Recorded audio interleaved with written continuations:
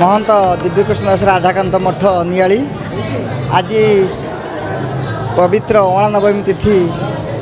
नियाली अंचलवासी उत्सव मुखरित हो उठी राधाकांत मठ आम दीर्घ 6 वर्ष 7 वर्ष आम पवित्र अँला नवमी आम आयोजन करूँ जो पवित्र अँला नवमी आज कार्यक्रम आम रही प्रथम प्रातः सूर्य पूजा है गीता यज्ञ है गीता यज्ञ बर्तमान भी चली एपटे दांडपटे आमर भजन चली राति छोट छोट पिलांकर नृत्य परिवेषण हम पुणी राति संध्या भजन अच्छी ये जो पवित्र राधापद दर्शनर मुख्य उद्देश्य होची आज महाप्रभु श्री कृष्णचंद्र भगवान माँ राधाराणी दर्शन निमंते नापुतुणी बेश होगी माँ पाखक जाइथिले प्रेम आ प्रेमिकार जो विरह वेदना से सह्य कर पार नथिले जेहेतु आज गोटे बारिक बेश माँ पादरे से अलता लेपन करने जाइए जो प्रभु देखीदे लेखु लेखु लिखिदे हास्य कविता जो प्रभु माँ राधाराणी पादरे प्रभु ना लिखिदे प्रभु माँ से आश्चर्य हो गले ये किए मो प्रभु ना मो पादरे लिखिदे से पर्यंत भी माँ प्रभु को मायाधर को चिन्ह पार नथिले माया रूपी को तो चिन्हिले सेबेठू ना ये पाद केवल मो प्रभुंर ये पादरे आउ कहार अधिकार ना सेबेठू आम आज पर्यंत माँ लक्ष्मीश्वरी माँ राधाराणी पादर्शन लुबे आसु आज ये दिन में माँ पादर्शन कले सर्वारिष्ट खंडन हुए रामंकर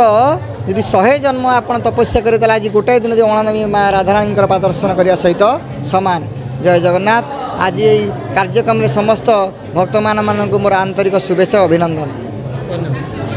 कार्तिक मास महापुण्य मु श्री अशोक कुमार राय मो घर यू 4 किलोमीटर बगलगढ़ सरकारी चाकरी करने पर अवसर नहीं विभिन्न सांस्कृतिक कार्यक्रम और आध्यात्मिक कार्यक्रम सहित जड़ित रही आमर एठार ऐतिह्य संपन्न और संस्कृति संपन्न राधाकांत मठ नुआ गाँव जो रही से मठ सहित मुझे जड़ित रहे कारण पुण्यतया प्राचीन नदी कूल अवस्थित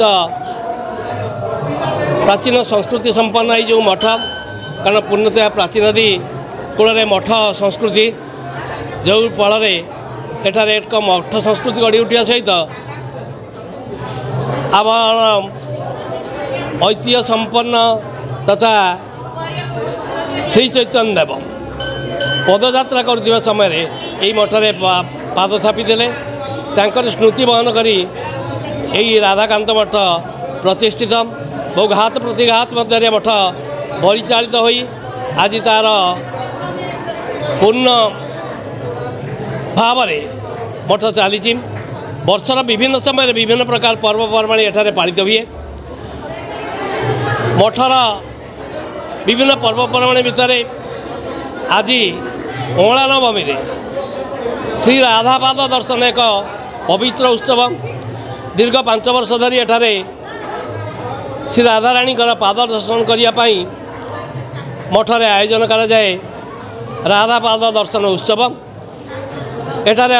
हजार हजार भक्त सकाळु ठारू संध्या पर्यंत मठरे पहुँची श्री राधा पाद दर्शन करने सहित मठ द्वारा आयोजन करा प्रसाद सेवन करी निजर धार्मिक भावना को प्रतिपादित करती एवं धार्मिक जो परम पुण्य पवित्र कार्तिक मास यही कार्तिक मासर धर्म उपार्जन करने एठाकू शह संख्यार लोग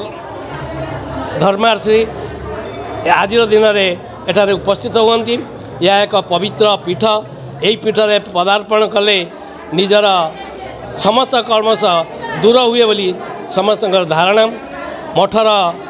ऐतिह्य संपर्क में कह गले तो अनेक कथा अच्छी दिने ये मठ ये अंचल नुहे समग्र ओडिशार एक पुराणा तथा ऐतिह्य संपन्न मठ भाव में प्रतिष्ठित थिला मझे किंतु मठर किसी अवक्षय घटला यही अवक्षय पर मठरे पदार्पण करथिबा महंत महाराज जहाँ जी मठ को आसी पुनरुद्धार कले से महंत महाराज प्रचेष्टा तांकर निष्ठा तांकर आध्यात्मिक चेतना ये मठ को पुनर्बार से ऐतिह्य फेराई आनी पारिछि किंतु दुखर कथा महंत महाराज चारि वर्ष तले तांकर देहावसान घटिला किंतु तांकर से जो प्रचेष्टा तांकर जो आशीर्वाद ता भी आज मठ पर रही एवं मठर से समस्त कार्य तांकरी आशीर्वाद रे श्रृंखलार सहित पालन करा जाई पारुछि।